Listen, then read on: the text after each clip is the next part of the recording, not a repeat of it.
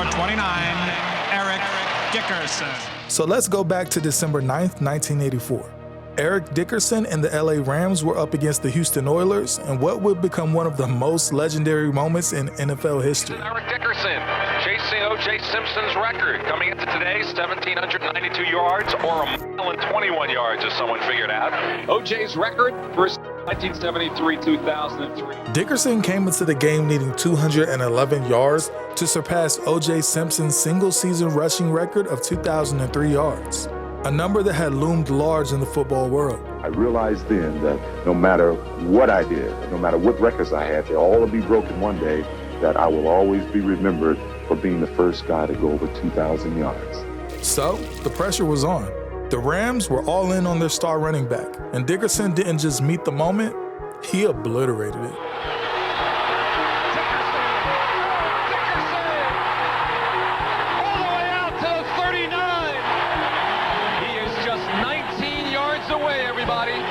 Late in the game, crowd buzzing and the weight of history on his shoulders, Dickerson took the handoff, sliced through the line, and churned forward for a 10-yard gain. And just like that, he crossed the magic number.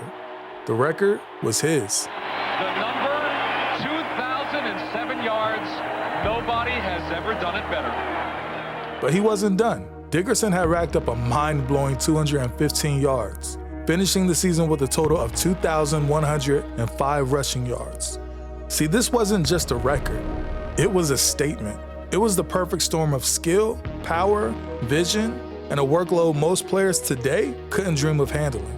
And for the next 4 decades, that number, 2,105, stood untouchable, a towering monument to one of the greatest seasons in NFL history. Now, Adrian Peterson came heartbreakingly close in 2012, finishing just 8 yards shy with 2,097. And guys like Derrick Henry, Chris Johnson, and Jamal Lewis flirted with the milestone during their own dominant seasons. But the game has changed. Passing has taken over and running backs became chess pieces instead of focal points. Dickerson's record started to feel like one of those things from another era, a relic of time when football looked completely different. At least that's how it felt. That is, until Saquon Barkley joined the Eagles. But the best player on the New York Giants was allowed to go to their primary rival. Hurts has time. Now locates Barkley out of the backfield. Barkley slips 2 tackles and picks up the first down, jumping up in the air to the 30.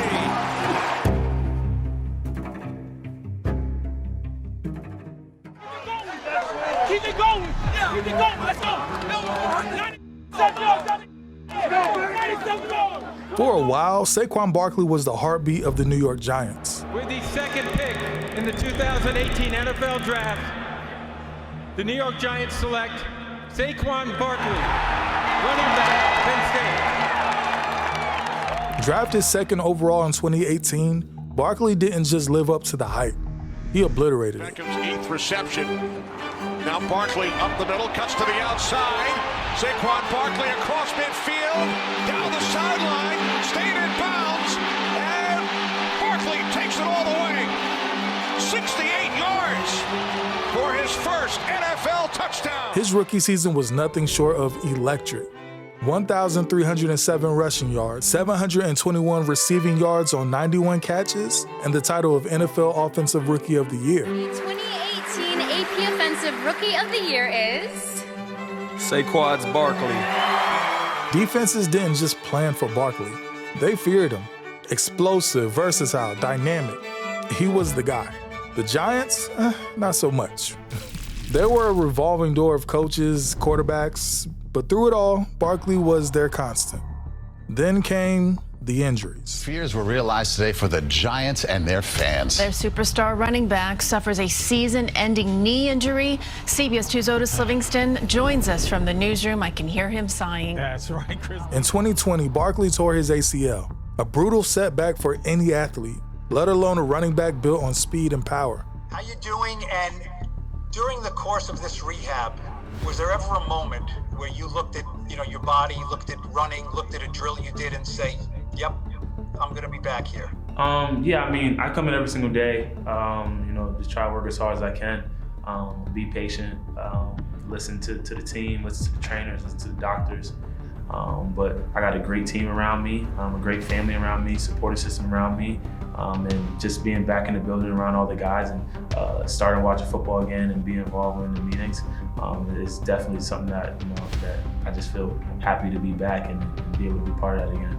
He returned in 2021 and 2022 with flashes of the old brilliance. Second down and 4. Saquon Barkley picks up a Giants first down. Finally forced out of bounds at the 45. But something has shifted. The Giants' front office started hedging their bets. They had to choose between two paths. Daniel Jones, a quarterback with the, let's be honest, a bleak 22-41-1 record, or Saquon Barkley, the heartbeat of the franchise. Don't let him. Hell of a job. See, Barkley wasn't just the offensive star. He was the offense. Rushing for 1,312 yards and 10 touchdowns in a season that saw him carry the team week after week. But here's where it gets weird. The Giants, they chose Jones. 5 minutes, roughly, before the deadline to use the franchise tag, the Giants came to an agreement with Daniel Jones. They handed him a jaw-dropping 4-year, $160 million deal, locking in a $47.85 million cap hit for 2024. Let me ask this. Does anyone think that in 3 years we're going to be like, man, Giants got a bargain with that Daniel Jones deal? Barkley, the guy who dragged this team through mediocrity, the guy fans rallied around, yeah, they slapped him with the franchise tag. And after some initial pushback, Saquon eventually agreed to a 1-year, $10 million deal, largely incentive-based. The New York Giants have placed the non-exclusive franchise tag on running back Saquon Barkley. But Saquon Barkley, I mean, what can you say about him other than he is an offensive weapon? Don't even think of him as a running back. Any optimism for the 2023 quickly evaporated. The Giants, coming off a surprise playoff run, collapsed into one of the NFL's worst teams, undone by some really bad quarterback play. And Barkley's production, it dipped as well, managing 962 rushing yards and 6 touchdowns, with 280 receiving yards and 4 touchdowns in 14 games. When the season ended, the writing was on the wall. The Giants weren't going to commit to Barkley long term. It was kind of weird for me, to be I felt like the only way, the Giants wanted me, if I was able to go show my worth to someone. I was able to go prove that, a team would want to pay me, so then maybe they would want to pay me. Barkley, to his credit, didn't lash out, but you could feel the quiet intensity. He wanted to win. He wanted respect. And if New York wasn't going to give it to him, someone else would. Former Giants running back Saquon Barkley has reached an agreement with the Philadelphia Eagles. $37.75 million contract that could be worth up to $46.75, 26 fully guaranteed at signing per sources, says Adam Schefter. For the Eagles, this wasn't just about acquiring a talented player. It was a move with layers. Barkley wasn't just any running back. He was literally a generational talent. And now, he was theirs, ready to prove just how wrong New York had been. How's everyone doing? This wasn't just a signing. It was a power shift. A 3-year, $45 million shift. But for Saquon, it wasn't just about the money. It was about proving the Giants wrong and about showing them that he was still the superstar he'd always been. It was also a homecoming for Saquon. Having played college at Penn State, Barkley knew the intense passion of the Philadelphia sports culture all too well. Direct snap to Barkley, looking for the edge, diving into the end zone. The transition to the Eagles felt natural, almost destined. And for Philly, the 2024 offseason was a critical junction for them. After a disappointing early playoff exit, they were hungry to return to the Super Bowl. While quarterback Jalen Hurts was the face of the franchise, the Eagles' running game, it needed a spark. And unfortunately, Giants' owner John Mara's fears on Hard Knocks came true. I'm going to have a tough time sleeping if Saquon goes to Philadelphia, I'll tell you that. And honestly, he had every reason to. In the midnight green of the Eagles, Barkley became the offensive juggernaut the Giants never fully appreciated. From the very first game of the 2024 season, Barkley made a statement. Hurts, looking the other way, lofts it, Barkley, end zone, makes the grab, touchdown, Philadelphia. In the opener against the Green Bay Packers, he rushed for 109 yards, carving up a defense that had been touted as one of the league's best. Last year, instead, he gives it to his running back. And Barkley fights!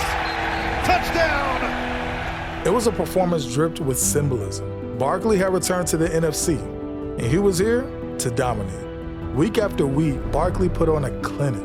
For example, Week 3 versus New Orleans, he put up 147 rushing yards, including that breathtaking touchdown run. Here's Barkley, Saquon Barkley. Saquon Barkley's the guy. He's going to take it. Touchdown from 65. Saquon saves the day for Philly. And then, you guessed it, the New York Giants. The thing that's dominating the headlines, and you know this, is Saquon's return to the Meadowlands. Now let me give him something to actually move about. In the game everyone circled on their calendars, Barkley exploded for 176 yards against his former team, embarrassing the Giants' defense and making it painfully clear who they let go. Oh, baby. Straight ahead, big hole for Barkley. There he goes. Inside the 15-yard line of the Giants with a stare from Saquon Barkley. By midseason, whispers of a potential record-breaking year turned into serious conversations.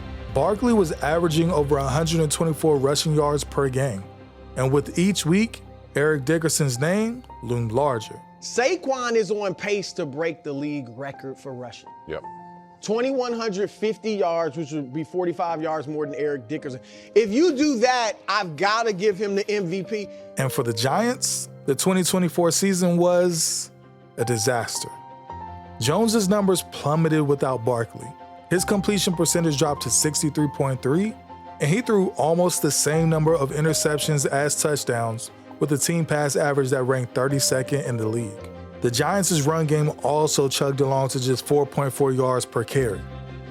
The decision to prioritize a mediocre quarterback, or I really should say mediocre quarterback play, over a generational running back was haunting them. The Giants miscalculated not just Barkley's talent, but his value to the team. Saquon Barkley's 2024 season is more than just a statistical masterpiece. It's a testament to his resilience, talent, and the power of being in the right system. His decision to leave the Giants, or rather, their decision to let him go, changed the trajectory of two franchises. The Eagles soared to new heights, while the Giants were left in the wreckage of their own miscalculations.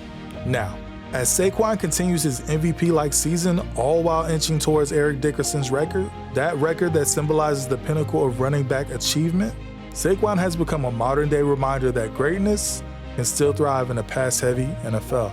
And in the end, the Eagles got a star, the Giants got a lesson, and Saquon, well, in the city of brotherly love, he found a second home.